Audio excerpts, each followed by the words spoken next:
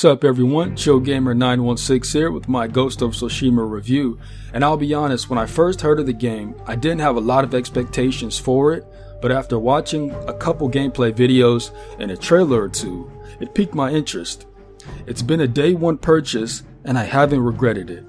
Ghost of Tsushima is an open world paradise with beautiful graphics, an action-packed story that captures just a small portion of Japan's rich history and gameplay that's honestly addictive.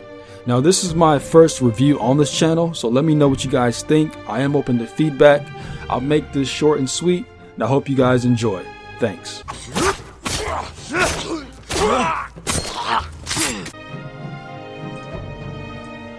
Ghost of Tsushima is a single-player action-adventure game which takes place during the Mongol invasion of Japan. And though the game is loosely based on actual events, I'd estimate this game takes place during the 1300s. Ruthless and cunning leader of the Mongols at the time, Kodan Khan, whose name I hope I pronounced right, leads the charge against the small island of Tsushima, Japan. You play as Jin Sakai, samurai lord and one of the last surviving members of his clan, battling alongside your uncle and various allies in order to reclaim your homeland of Tsushima from the Mongol invaders.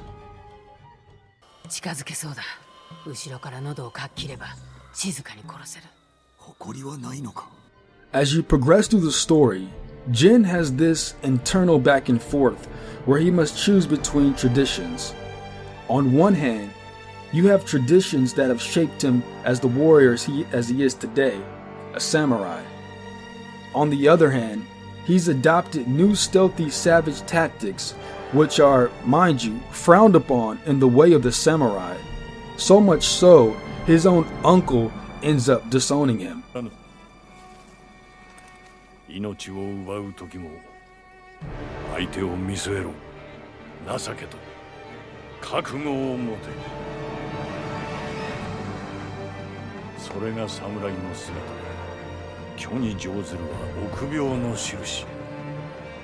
Now imagine having to break away from family values in order to save an entire island. The problem though is it feels more like a story of redemption than revenge. Jin's torn and feels obligated to defeat the Mongols, but more so to kill their leader, Kodan Khan.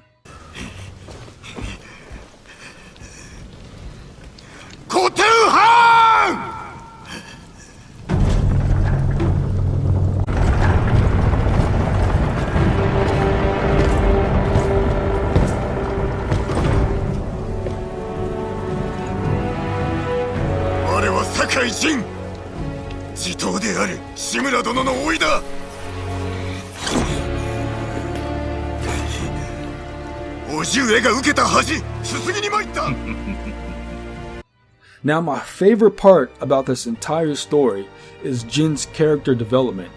Now starting out, he lives by the teachings of the samurai. Later on, Jin adjusts his style of combat to match the savagery of the Mongols.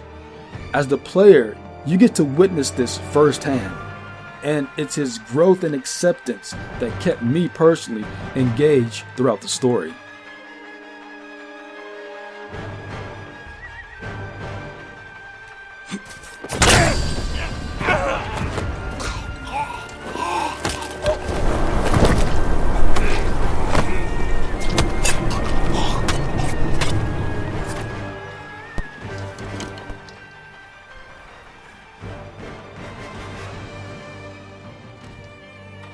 Jin, どうした? Ghost of Tsushima is no more challenging than most action-adventure games. While you can adjust the difficulty at any point, in-game difficulty will naturally increase as you progress through the story. All enemies become stronger, making it increasingly difficult to stand off against foes, among other things, which I'll get into in a bit. Now, boss fights can be intense. Typically in a style of a one-on-one duel, Jin will face off against bosses in a close center. It gives the vibes of an intense duel between two warriors, similar to what you would see in a hack and slash film. And I guess my point is, Ghost is a challenge, but not so overwhelming like a Dark Souls or a Bloodborne game, so you don't have to stress.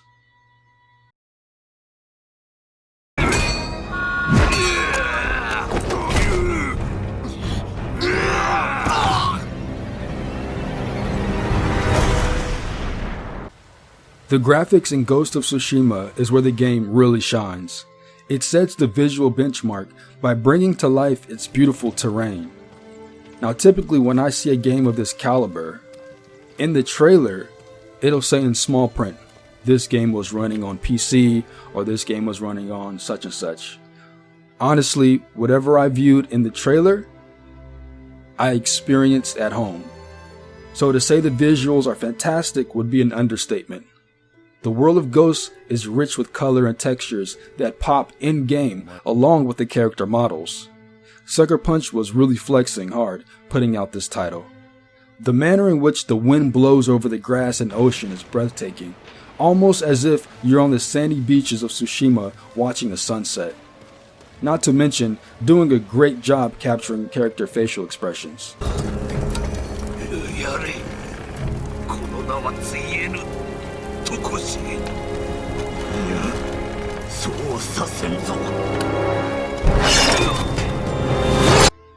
Now another thing I took notice of within the environment are the variety of animals. Though it's limited, I really enjoyed seeing animals from boars to horses and even deer roaming around in herds. In terms of graphics, this is easily Sucker Punch's strongest asset.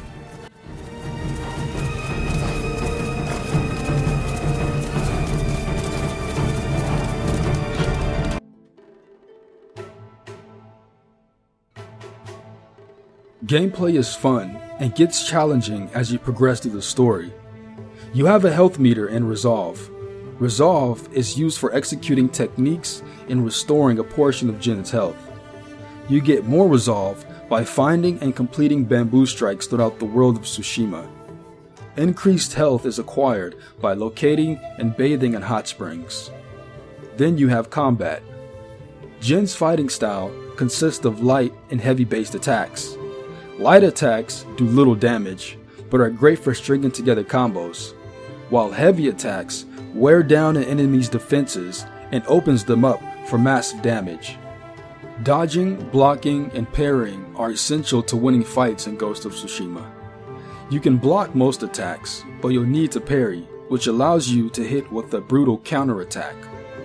You can also dodge an attack altogether, which can leave enemies vulnerable. Now when it comes to the method of travel, you get a horse early on. And not only that, but you can choose from 3 presets of names for your trusty stallion. I chose Kage, by the way. 似合ってる。名をつけねばな。ノブ、誠の心。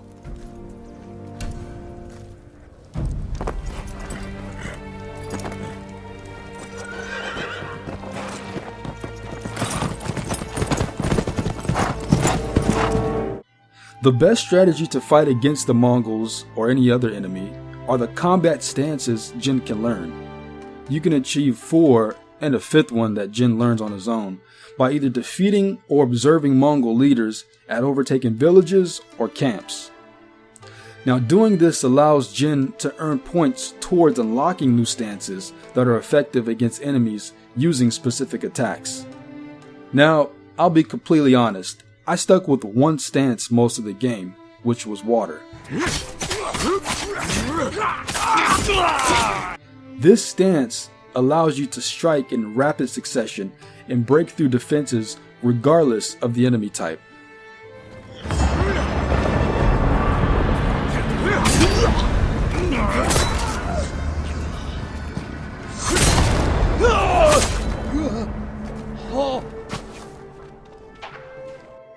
My most preferred way of dealing with the Mongols are standoffs. Now I mentioned this a little while ago. Standoffs are an optional way of cutting down foes in a one-on-one. I'm assuming it's an honorable way for samurai to call out their foes. Now you can do either that, or use a stealth build to take out enemies without a sound. Throughout your journey, you meet various characters, each with their own backstory. Aiding these new allies unlocks new side quests, earning you more experience, unlocking new skills, and learning techniques. As you complete side quests and progress in the main story, your legend will grow, gaining you the title Ghost of Tsushima. As you explore the different regions of Tsushima, you can pick any point on the map and follow the wind to find it. Now this ranges from various tales of Tsushima to specific points of interest, villages, or even finding collectibles. I noticed a couple of glitches during my many hours of gameplay, but no game-breaking bugs or glitches that hindered my progress.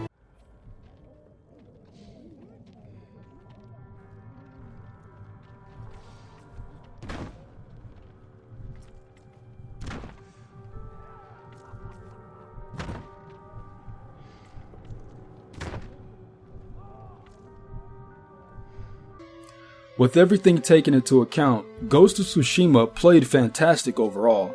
If there were any bugs that caused major problems, I'd like to think that Sucker Punch patched them by now.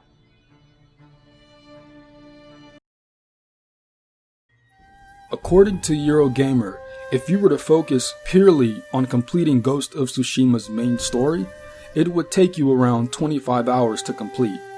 However, I wanted to experience most of what the game had to offer, if not all, so I clocked in around 40 plus hours of gameplay, I would say, completing side quests, finding collectibles, and so forth. All in all, I'd say Ghost has significant replay value, and I'd highly recommend it. For everything I've mentioned in this video, from the story to the gameplay, the price of Ghost of Tsushima comes out to a whopping $60. Now, the $60 question is it worth the bang for the buck? Simply put, yes. This game will have you on the edge from start to finish. It's an action-adventure open-world game that will keep you busy, plus, if you enjoy samurai games, which I don't believe that there are many available, you'll love this. 守りきれず進まなかった。